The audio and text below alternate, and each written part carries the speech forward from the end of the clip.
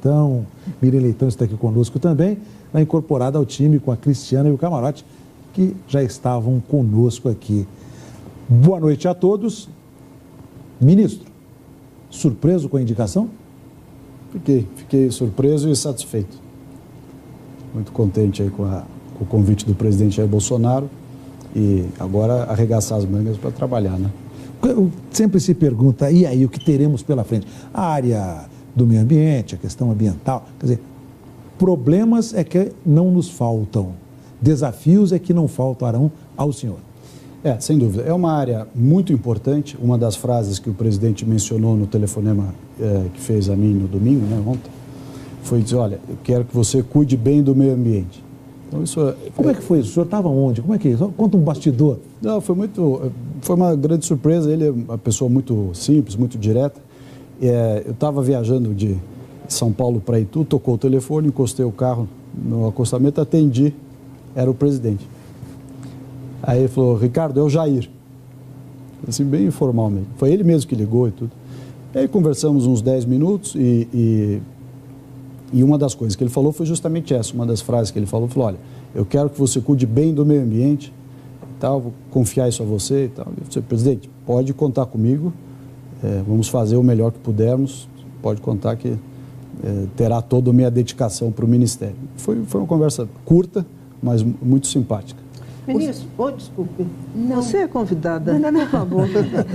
Miriam Leitão. O senhor hoje, numa entrevista no Estado de São Paulo, eu estava lendo e fiquei meio impressionada com as palavras que o senhor usou. E eu queria entender melhor. O senhor disse o desmatamento, o eventual desmatamento.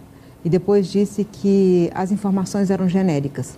E até onde eu acompanho essa área, não é um eventual desmatamento, mas um real desmatamento. E não são informações genéricas, mas são informações precisas do INPE, que pega informações de satélite, né, e transforma nos seus computadores em dados precisos sobre onde é que está acontecendo o desmatamento. 8 mil quilômetros quadrados no ano passado. 7 mil e pouco. 7.900 e quase 8 mil.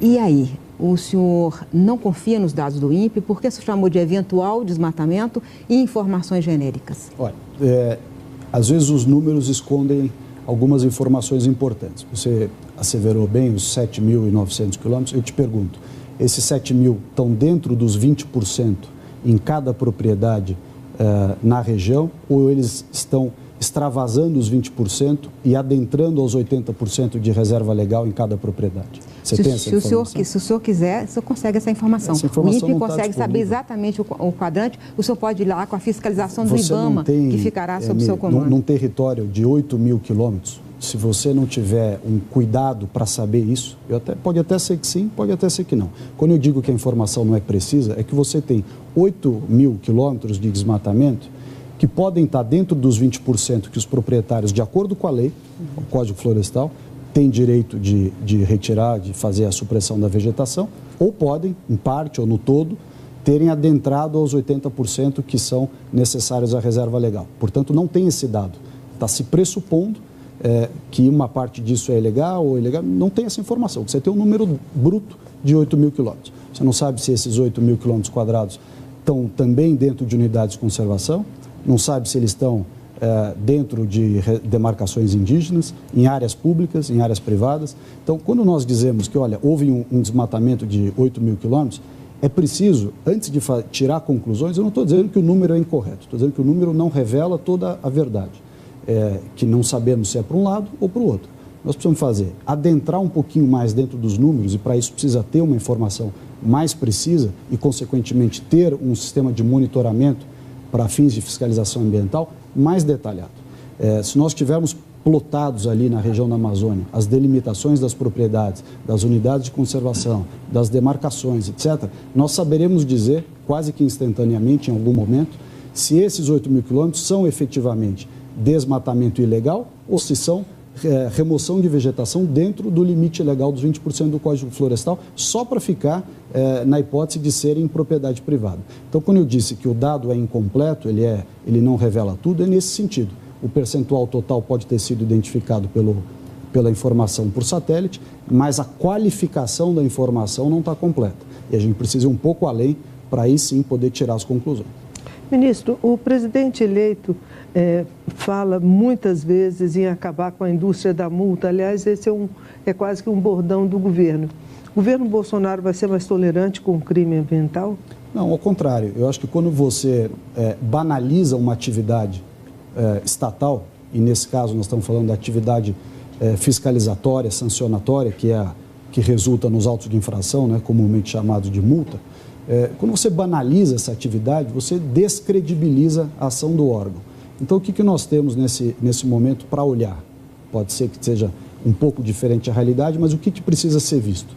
Se esses autos de infração que se avolumaram ao longo dos anos no IBAMA, se eles foram lavrados seguindo a melhor técnica, se eles foram lavrados de acordo com as informações, as melhores informações disponíveis para os fiscais, se eles seguiram o devido processo legal, se foi dada ao administrado o direito à ampla defesa, ao contraditório e, mais ainda, talvez a informação mais relevante para chegar a uma conclusão nesse sentido, seja tentar identificar qual é o percentual de multas de autos de infração que subsistem quando questionados no judiciário.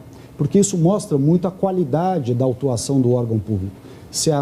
Qual é o percentual, qual é o volume dessas autos de infração que estão subsistindo. Se o volume for alto, é sinal que eles estão bem fundamentados. Se o volume for baixo, é sinal que eles estão sendo lavrados com alguma irresponsabilidade ou assodamento, né? Isso não quer dizer que nós não vamos fazer a fiscalização. Ao contrário, se nós concentrarmos esforços naquela fiscalização que é necessária, que precisa ser feita naquele momento e, portanto, tem fundamento, ela será de melhor qualidade e vai resultar em boas soluções para o meio ambiente, seja no processo sancionatório prévio ou coibir a infração futura. Agora, quando você banaliza o processo, o que acaba acontecendo? Bom, todo mundo acha que vai ser multado mesmo, as infrações às vezes têm justificativas ou fundamentos que não se sustentam, vai perdendo a credibilidade.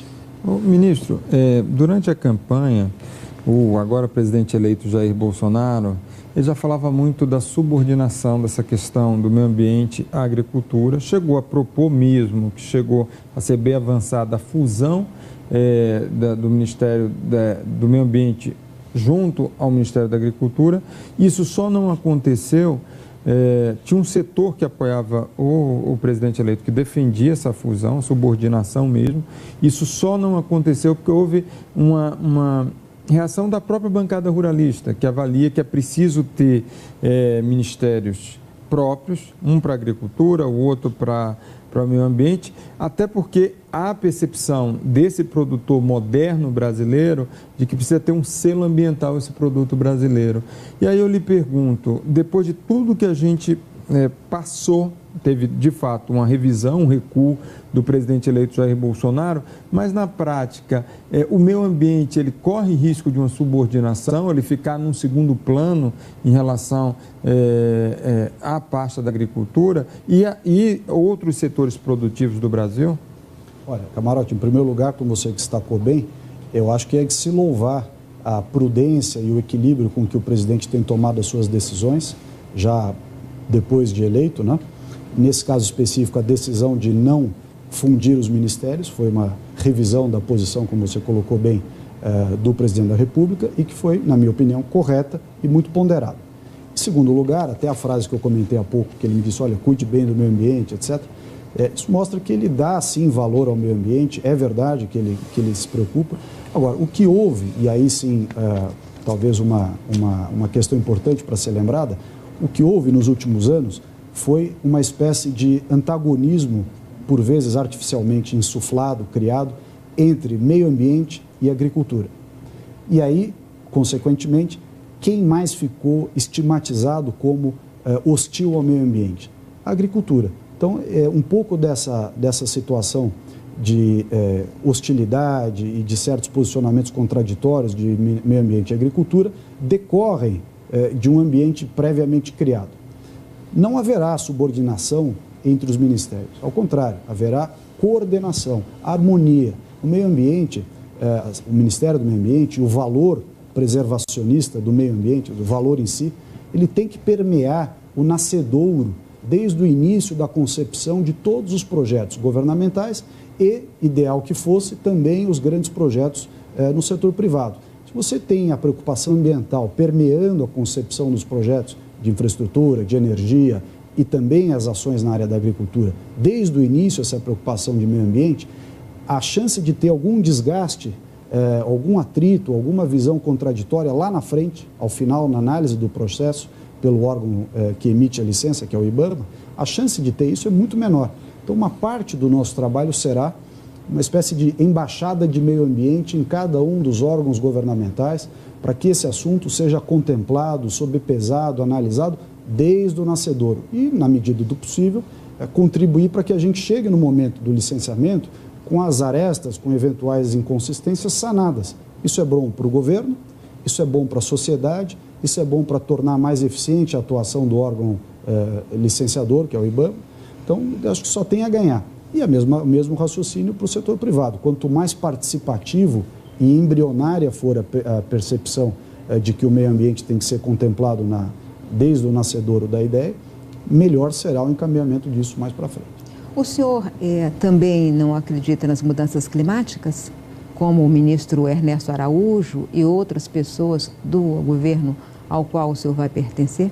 Olha, eu não posso responder pelo ministro Araújo, mas eu acho que assim, nós estamos sofrendo mudanças climáticas, há uma discussão acadêmica muito intensa se essas mudanças climáticas decorrem de um processo geológico do planeta, enfim. O IPCC chega à conclusão que 99% de convicção de que é ação humana. O IPCC tem cientistas do mundo inteiro, inclusive do Brasil, alguns dos nossos melhores. Pode ser que... Eu não estou negando mesmo. O senhor relativizou o aquecimento global hoje na Folha de São Paulo. Não é o aquecimento em si. Eu acho que... Só concluir o raciocínio aqui, senão fica meio manca aqui a minha posição. Não é o aquecimento em si. Eu acho que a discussão de que há um aquecimento, sim. Se ele decorre eventualmente de questões naturais do planeta ou da ação humana e em que proporção cada uma dessas coisas contribui. Acho que essa é uma discussão acadêmica, é uma discussão importante para ser travada, mas não necessariamente, aí o meu ponto, não necessariamente uma discussão para, vamos dizer, congelar o debate ambientalista, seja intragovernamental ou no campo no setor privado. O que eu quero dizer com isso? Nós temos problemas extremamente importantes, tangíveis, acontecendo no dia a dia do meio ambiente no Brasil, na esfera municipal, em todos os nossos municípios, nas esferas estaduais, da competência das esferas estaduais, e problemas muito sérios da competência federal.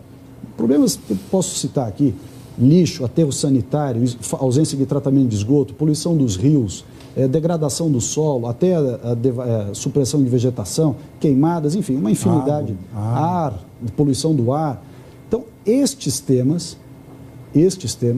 precisam ser tratados com urgência pelas autoridades de meio ambiente. Eu tentei fazer isso como secretário de meio ambiente em São Paulo, como eu contava há pouco para você, recebi uma secretaria do meio ambiente com 112 lixões no estado de São Paulo, dos 645 municípios, no estado mais rico do Brasil. Eu assumi a secretaria com 112, entreguei a secretaria com 9. Eu recebi a secretaria no programa Nascentes de reflorestamento, de matas ciliares, APP. Depois de 1 ano e meio de programa, antes de eu entrar, tinham-se feito 1.000 hectares. Eu entreguei a secretaria para o meu sucessor, depois de 1 ano e 1 mês, portanto, menos tempo, de 1.000 para 7.000. Depois você fala sobre o seu pensamento sobre mudança climática, porque senão o seu pensamento fica manco. Não, desculpe, tem razão. Só concluindo aqui. Então, eu quero dizer com isso o seguinte: há temas tangíveis muito importantes para serem tratados. Sem desmerecer a discussão do aquecimento global, eu acho que nós precisamos cuidar disso. Em que essa agenda, quer dizer, a agenda de combater as mudanças climáticas é essa agenda. É essa agenda de combater o desmatamento, de melhorar as emissões de gás de efeito estufa, portanto, a poluição do ar. Em que isso aí é conflitante? Você tem que deixar para lá a mudança climática? Nós estamos vendo recurso público, um monte de funcionário viajando para tudo quanto é conferência do clima, dinheiro do contribuinte, gastando um tempo enorme da administração. O Brasil não participará mais das conferências do clima? Não vai participar, mas nós temos que olhar esses pontos, em vez de ficar discutindo se está tendo aquecimento global, se isso decorre da ação do homem ou do processo natural do planeta. Eu acho que essa discussão pode ser travada na academia, mas do ponto de vista de gestão pública, o planeta está discutindo isso, ministro, não é a academia, é o planeta que discute isso. Mas nós não vamos deixar de discutir. Eu só estou dizendo que isso não é o principal assunto. Isso não é o principal assunto. O principal assunto são esses temas subjacentes até a discussão do aquecimento. Mas é esses temas que nós temos que cuidar. Se eu ficar um ano discutindo se o aquecimento decorre da razão A, B ou C, eu deixei de gastar esse mesmo ano resolvendo os problemas que podem, inclusive, contribuir para a redução do aquecimento global. Então, a minha posição com relação a isso é de muito mais tangibilizar os problemas do que discutir em abstrato. Não estou negando a importância da discussão, estou simplesmente dizendo que entre as prioridades, entre discutir em abstrato o aquecimento global e tomar medidas concretas de preservação do meio ambiente, eu prefiro... Mas o senhor não vai responder se acha que é ação humana ou não? Eu não sou um técnico para responder isso. Se eu fosse um técnico, eu te daria uma opinião. Olha, com base Mas na é minha alarmismo climático?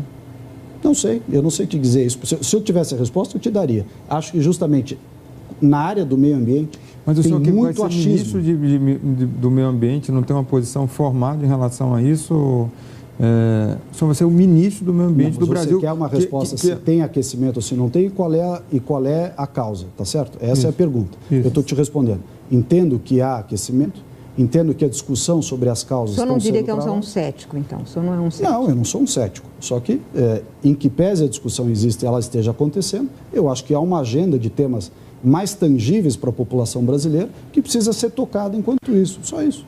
Ministro, o presidente eleito disse na campanha que o Brasil sairia do Acordo de Paris. Depois ele refez a afirmação dele, mas, de fato, essa é uma discussão que está posta. Qual a posição, a opinião que o senhor levará ao governo brasileiro sobre a presença, a continuidade, a manutenção do Brasil no Acordo de Paris? Hoje mesmo, eu estive com o presidente na Granja do Torto, almoçamos lá antes de ir para a cerimônia de diplomação, conversamos um pouco sobre esse assunto. Sem fechar a questão sobre o tema, até porque a posição final pertence ao presidente da República, mas me parece que já caminhamos para um consenso de que não é o caso de dizer vamos sair da conferência do clima. Não é. Simplesmente de delimitar melhor os temas, aqueles que são bons para o Brasil, aqueles em que há compensação financeira, reconhecimento das nossas práticas, das boas práticas brasileiras, e ter uma atenção maior, um cuidado maior com aqueles pontos do acordo que dizem respeito à soberania nacional, à gestão do território, à interferência de agendas externas nos programas nacionais. Mas o Acordo de Paris atinge a soberania? Se você tiver restrições ao uso do seu próprio território, atinge a soberania. Se em razão de um acordo internacional você for restringir determinadas atividades em regiões do país para poder cumprir compromissos exteriores, vai restringir. O senhor não desconhece que as metas foram oferecidas pelo Brasil? É assim que funciona nas conferências do clima, né? Cada país diz, eu quero cumprir essa meta. E essa meta é reduzir o desmatamento, elevar o desmatamento líquido zero, o que é bom para o país. Né?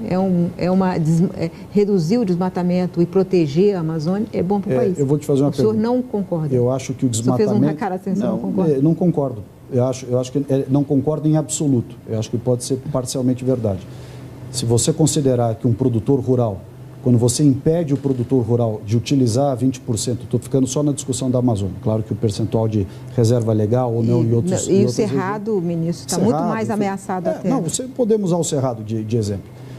Quando você restringe o uso da propriedade privada por um brasileiro e diz para ele o seguinte, você vai ter a sua propriedade privada restringida e nenhuma compensação financeira por isso, eu não vejo isso como uma política saudável. O que pode haver, e acho importante que haja, que nós tenhamos políticas, eventualmente, de incentivo ao produtor, ao proprietário, para que ele abra a mão de usar a totalidade da sua propriedade e que tenha a opção de escolher, por exemplo, receber isso financeiramente. Se nós tivermos recursos disponíveis para compensar um produtor que não use a totalidade da sua propriedade e dizer, olha, está aqui um instrumento financeiro para você utilizar, eu acho perfeitamente cabível. Mas sem haver o instrumento, a alternativa, impor isso goela abaixo, não me parece adequado. Isso, a lei já estabelece. O senhor vai mudar a lei, porque a lei estabelece qual é a parte da propriedade que não pode ser usada. No caso da Amazônia, 80%, no caso da Mata Atlântica, 20%. Mas o senhor acha que o produtor não deve ter nenhuma limitação, portanto, o senhor está falando que deve se acabar com a reserva legal? Não, ao contrário. Eu estou dizendo, você disse, o desmatamento líquido zero. Desmatamento líquido zero significa congelar todas as propriedades. Não significa. O ministro da Agricultura teve aqui, o ministro Blairo Maggi, ele falou muito claramente, você cumprir esse acordo de Barack, primeiro para o Brasil cumprir, falta muito pouco, são coisas mínimas. E isso daí dá um selo de qualidade para o produto brasileiro no exterior, que agrega ele, que é um produtor rural importante do país. O senhor que trabalhou na sociedade, que foi da sociedade rural brasileira, portanto, é um defensor do agronegócio, deveria ficar preocupado com isso, não? Não, eu acho que, vamos dizer assim, a imagem do agronegócio brasileiro no exterior, a credibilidade do agronegócio brasileiro no exterior e, consequentemente, o cumprimento dessas regras e tudo mais contribui, inclusive, para a abertura de mercados, não há dúvida disso. O que eu estou dizendo é que esta opção entre você citou, toda essa resposta decorre da afirmação do desmatamento líquido zero.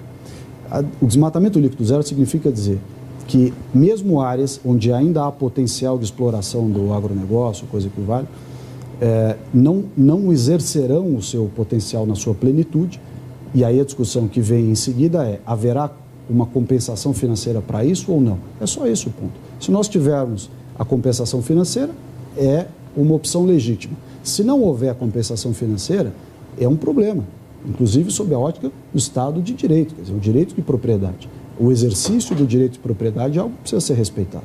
Então, sob a ótica do meio ambiente, isso é muito comum, você analisar a área de mananciais, por exemplo, se você olhar as áreas onde há excessiva restrição e imposição de medidas e de sanções desproporcionais, por exemplo, o que acaba acontecendo? O abandono da área.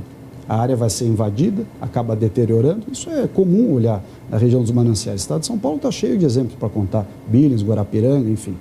Então, o que nós precisamos ter? Muito equilíbrio.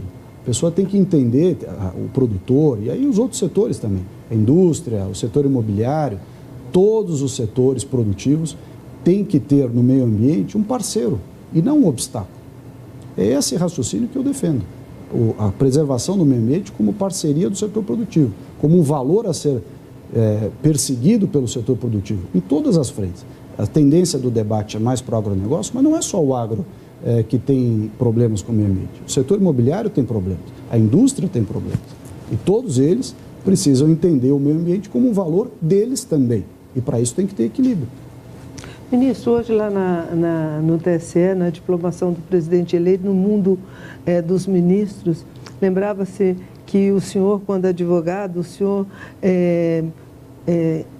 protagonizou ali ações contra alguns dos ministros do Supremo, questionou inclusive o ministro Dias Toffoli, que hoje é presidente do Supremo.